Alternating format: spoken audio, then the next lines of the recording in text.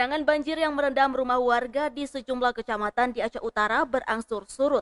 Di Desa Menasahagu, Kecamatan Matangkuli, warga pun mulai membersihkan rumah dari endapan lumpur sisa banjir.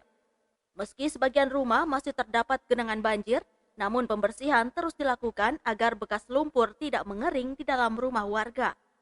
Selain di Kecamatan Matangkuli, banjir di Kecamatan Loksukon juga berangsur surut. Warga yang sempat menempati pengungsian di Desa Menasah Manyang kini mulai kembali ke rumahnya untuk membersihkan lumpur sisa banjir.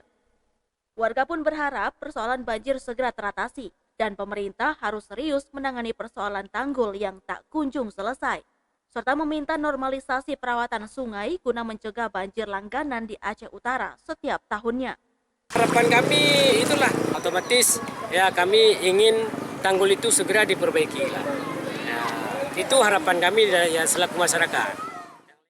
Akibat banjir itu, bagian dalam rumah dan fasilitas rumah warga pun rusak, serta menyebabkan warga enggan membeli peralatan rumah yang baru karena kerap terendam banjir. Dari Aceh Utara, Ramadan melaporkan untuk Puja TV Aceh.